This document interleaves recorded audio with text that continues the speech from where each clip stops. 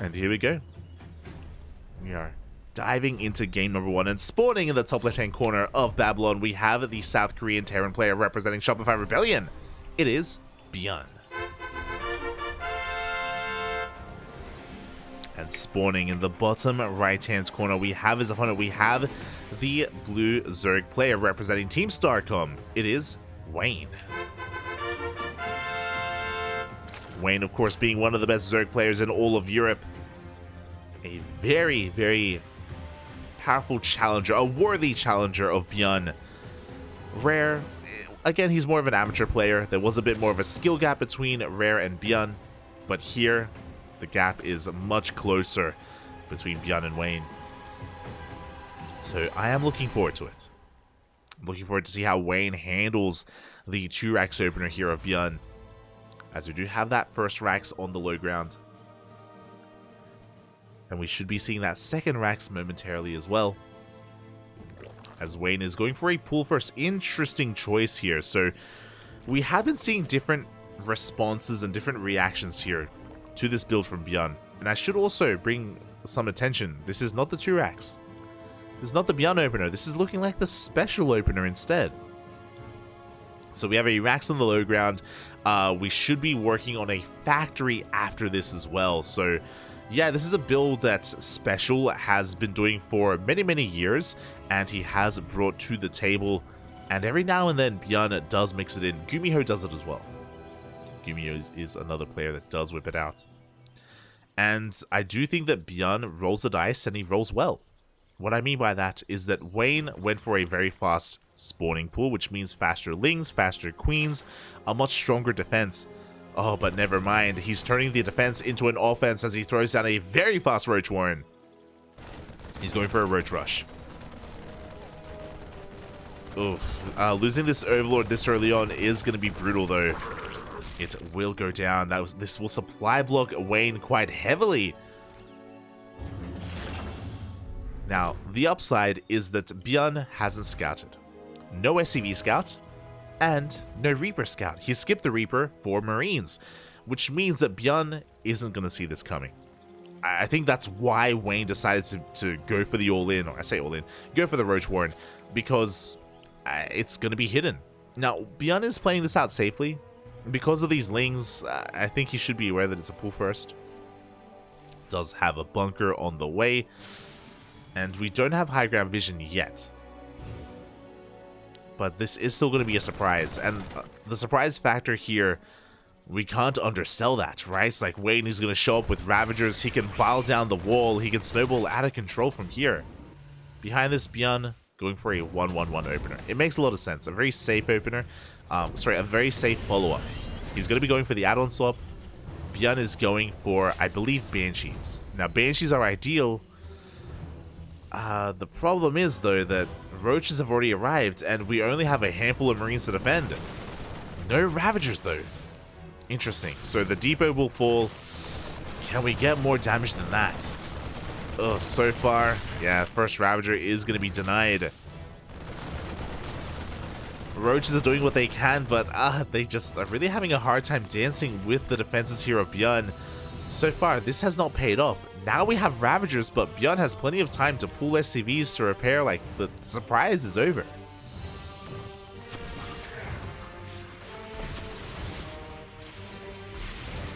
I'm loving the staggered biles here from ByuN,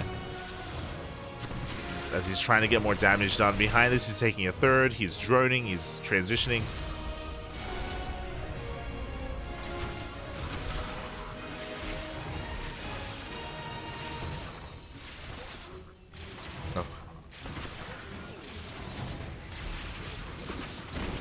But yeah, nothing is really done here. The Banshee arrives, and this Banshee is going to get so much value. 2 Ravagers and a couple of Roaches as well.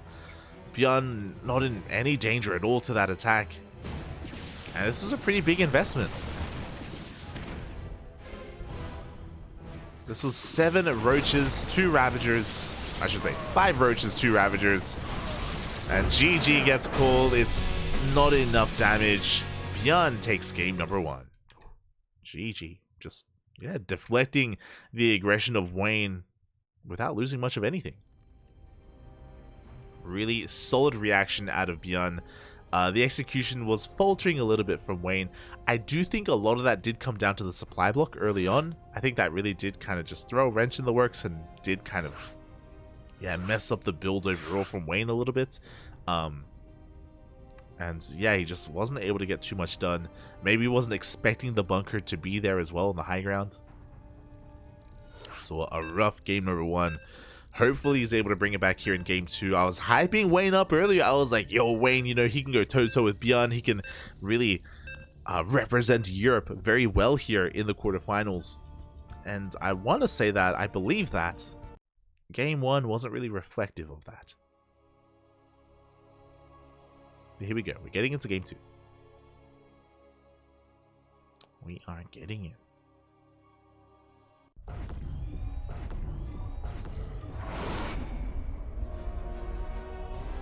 And spawning in the top right-hand corner of Royal Blood, we have the South Korean Terran player representing Shopify Rebellion, leading the series 1-0. Oh my god.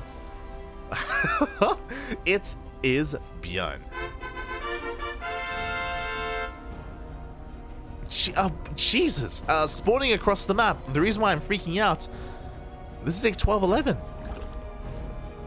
As Wayne, sorry, going for a very aggressive opener. We have his opponent, we have ByuN's opponents, we have the blue Zerg player representing Team StarCom going for a 12-11. It is Wayne.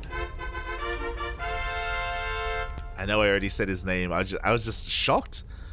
So Wayne is giga all in with this build. This is very aggressive. With this, you can get into very fast ling speed. We're going to be flooding lings across the map. This is typically not done with banelings, so we'll see if Wayne does pull out of gas or if he stays in once he gets 100. And yeah, I'm excited. I'm excited because there we go. We have ling speed on the way. We haven't pulled out of gas, so there is going to be a bane bus alongside this. Which does make a lot of sense. And again, like there's no transition. It's just straight up all in out of Wayne. I haven't seen this shape up against the 2-Rax opener. I haven't seen this against the ByuN opener, so I'm really interested to see the dynamic here.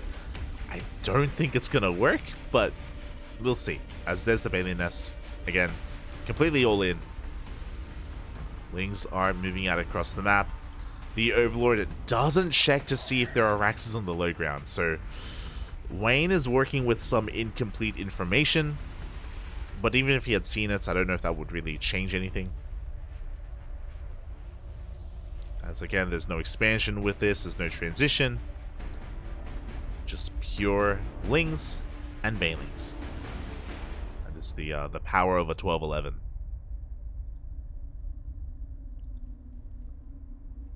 Meanwhile, the lings are banking up back at home. Reaper confirms that there is no natural. Now ByuN knows that he's being all in, and he is looking for the lings, and it looks like he will come across them, but ling speed is about to finish up. Uh-oh. ByuN, I don't know if he's fully aware, able to use the terrain, able to escape with his Reapers, is going to be able to get onto the other side of this wall, and can we wall off in time? Oh, it's going to be close! The lings, they do arrive. The wall is a wall, though. SV's going to be able to repair that wall. Those deepers, one Reaper will fall, but the lings are being cleaned up. And it looks like ByuN is getting a secondary wall ready. I love it. Banelings are about to finish. They will knock down those depots. And the lings are flooding on in. We force a cancel on the natural. And the production is being camped. And ByuN is supply blocked. He can't make anything. He cannot make anything right now. Forced to just evacuate the natural base. Oh, she's trying to break free from that supply block. Calls down the supply.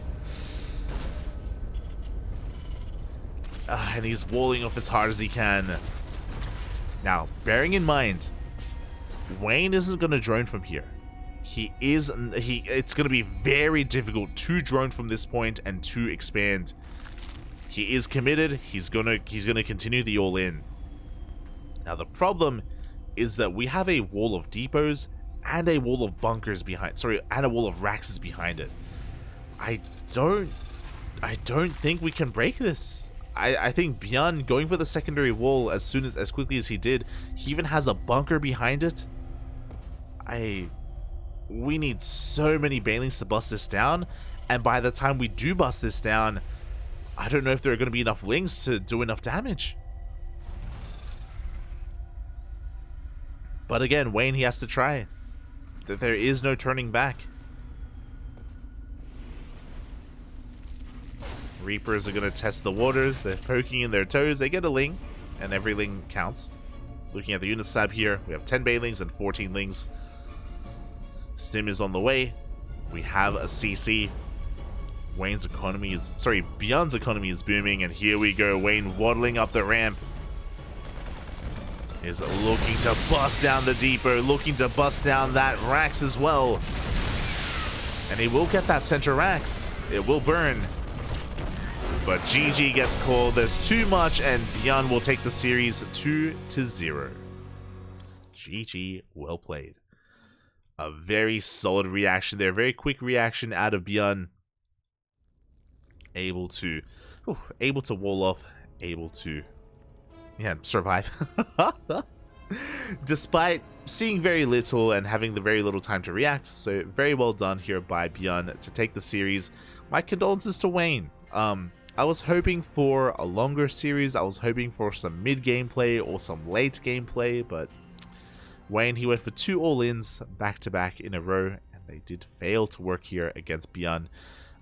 What's interesting is that ByuN's 2-Rax is almost foolproof. We've seen a couple of months ago, like I want to say March and April, that was when ByuN was really refining and really working out the kinks of the 2-Rax, and we saw Dark all in him a lot in the early days, and ByuN, he became so good at defending against it. I don't think it's the best move against 2-Raxes. Not this variation anyway. I have seen Bane Bust work on 2 bases, but on 1 base, not so much. And yeah, ByuN just cool, calm, and collected. Shuts Wayne down and advances on into the semifinals.